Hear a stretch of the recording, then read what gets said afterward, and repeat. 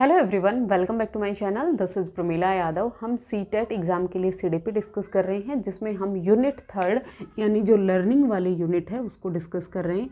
ये यूनिट अपने आप में इम्पोर्टेंट है क्योंकि यहाँ से 10 मार्क्स के क्वेश्चन पूछे जाते हैं। देखिए, सीटेट का एग्ज़ाम ऐसा है, अगर आपने थोड़ी सी भी मेहनत कर ली ना, यहाँ पे आप 30/30 मार्क्स यहाँ पर लेके आ सकते हो सीडीपी में।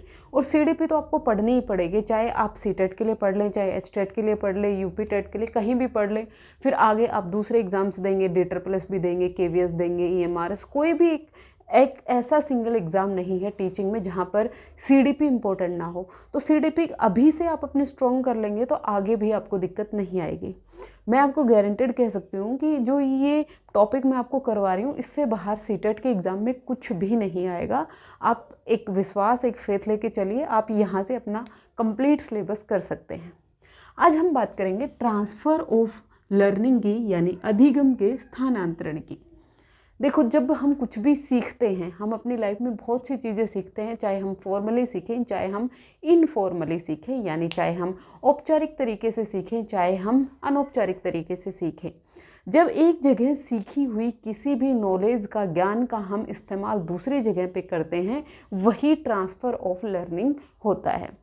जैसे हम मैथमेटिक्स में जोड़, घटा, गुणा, भाग सीखते हैं, एडिशन, मल्टीप्लिकेशन, सब्ट्रैक्शन, डिवीज़न सीखते हैं, उसका यूज करते हैं हम किसी शॉपकीपर के पास। जब कोई चीज़ खरीद रहे होते हैं तो उसका मोल भाव करते हैं। मैंने आपको 100 रुपये दिए, मैंने 50 रुपये की चीज़ खरीदी, तो आप मुझे 50 रुपये वापस दीजिए। ये एक जगह आपने क्लासरूम में एक फॉर्मल एजुकेशन में आपने एडिशन, सब्ट्रैक्शन पढ़ा, लेकिन आप उसका यूज कहाँ कर रहे हैं? डेली लाइफ एक्टिविटी में आप वहाँ पर यूज कर रहे हैं। दूसरा, जैसे आपने हिंदी ग्रामर सीख लिया, आप हिंदी ग्रामर की जो नॉलेज है उसका आप यूज कर रहे हैं इंग्लिश ग्रामर की किसी भी एक टॉपिक को पढ़ने के लिए। जैसे आपने देखा होगा, बहुत सारे टीचर ऐसा यूज करते हैं कि वो इंग्लिश ग्रामर भी हिंदी में पढ़ा रहे होते हैं, क्योंकि आप उनको पता है कि बच्चे का जो प्रीवियस नॉलेज है, मतलब पहले से जो बच्चे ने सीख रखा है, वो वहाँ से उसको कनेक्ट कर पाएगा नई चीज़ के लिए। पहली चीज़ आपको यहाँ से क्या समझ में आनी चाहिए, जहाँ पर भी ट्रांसफ़र ऑफ लर्निंग की बात आएगी, ट्रांसफ़र ऑफ लर्निंग वहीं पर पॉसिबल है जब कॉन्सेप्ट्स में सिमिलरिटी होगी।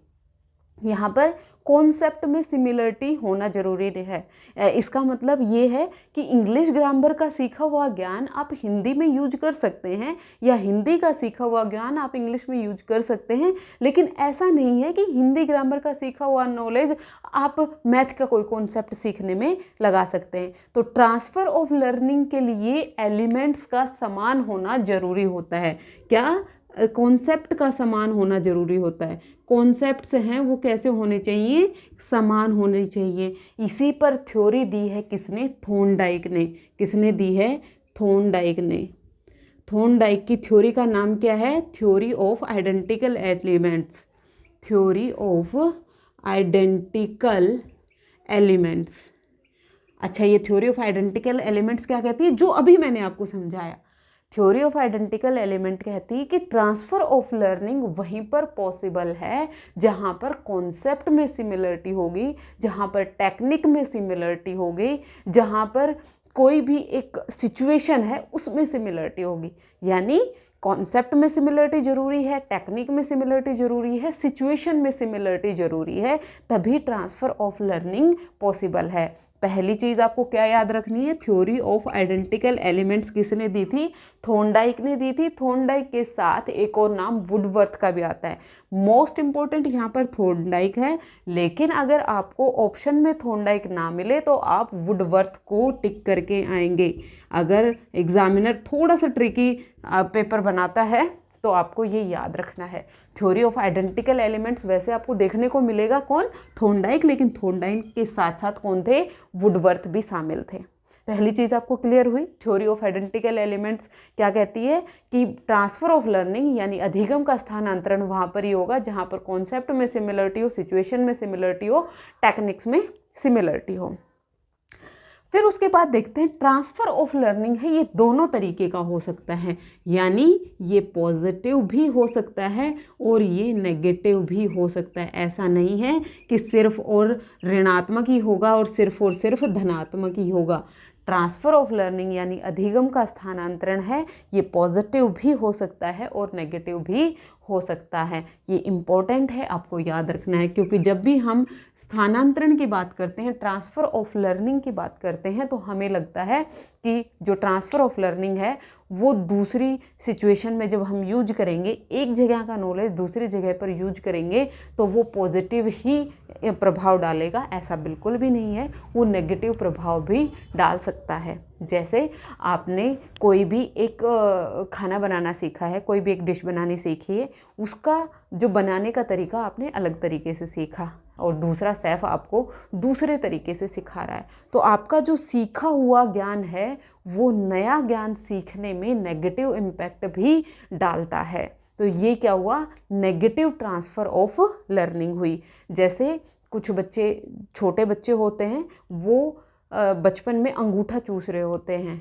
अब अंगूठा चूसने की जो उनकी आदत है, जैसे बड़ा होकर वो चिंगम चबाना सीख जाएंगे, फिर चिंगम के बाद वो पान सुपारी वगैरह चबाना सीख जाते हैं। तो यहाँ पर ये क्या हुआ, नेगेटिव ट्रांसफ़र ऑफ लर्निंग हुआ।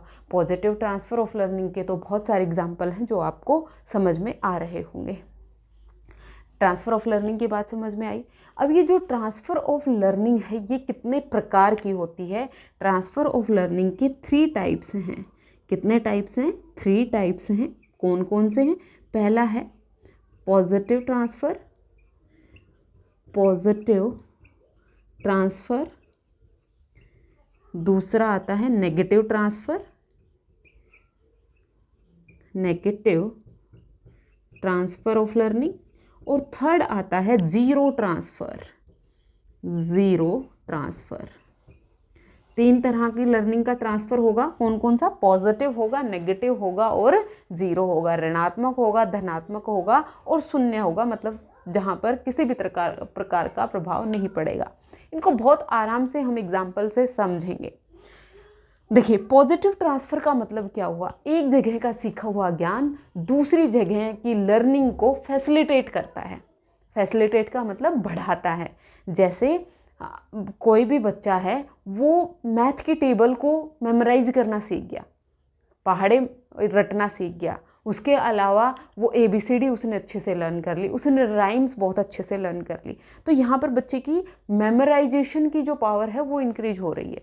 तो बच्चा आने वाले टाइम में जब उसे बड़े बड़े क्वेश्चन लर्न करने पड़ेंगे तो वो उसको ईजीली वहाँ पर लर्न कर सकता है। ये क्या हुआ, पॉजिटिव ट्रांसफ़र ऑफ लर्निंग हुआ। जैसे मैंने पहले भी आपको एग्जांपल दिया था, बच्चा अपने क्लासरूम में एडिशन सब्ट्रैक्शन सीख रहा है, उसका यूज कर रहा है, वो या तो हायर लेवल की जो कैलकुलेशंस हैं उसमें, जैसे वो आगे चल के नॉन मेडिकल ले लेता है या फिर वो चाहे रॉकेट साइंस तक पहुंच जाए, वहाँ पर भी वो एडिशन का और सब्ट्रैक्शन का, मल्टीप्लिकेशन का, डिवीज़न का यूज कर रहा होता है। ये क्या हुआ, पॉजिटिव ट्रांसफ़र ऑफ लर्निंग हुआ। जहाँ पर भी एक जगह पर सीखा हुआ ज्ञान दूसरी जगह पर सीखे हुए ज्ञान को फैसिलिटेट करेगा, बढ़ाने का काम करेगा, वही पॉजिटिव ट्रांसफ़र होगा, जैसे आपको नाम से समझ में आ रहा है।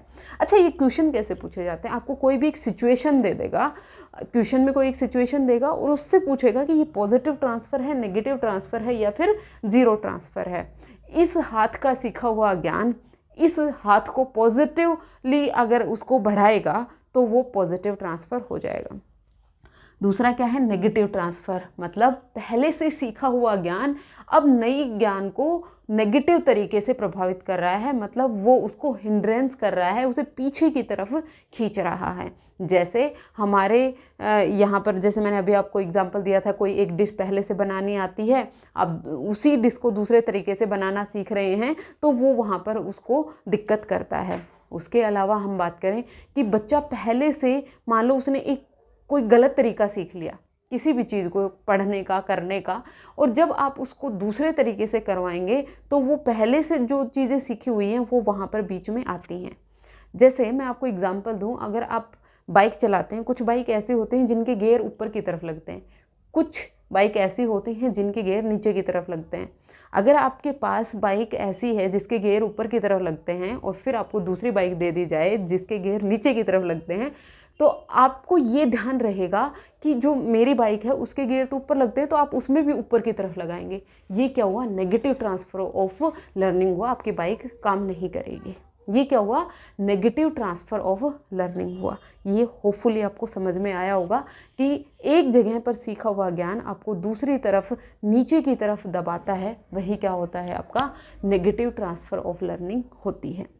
फिर उसके अलावा हम थर्ड की बात करें, जीरो ट्रांसफ़र, यानी कोई प्रभाव नहीं पड़ रहा, पहले से आप क्या जानते हैं उसका अभी आपको नया कुछ सीखना है, उस पर कोई भी प्रभाव नहीं पड़ रहा है। जैसे आप पहले से साइकिल चलाना जानते हैं, अब आप गाड़ी चलाना सीख रहे हैं, कोई भी प्रभाव वहाँ पर नहीं पड़ रहा है।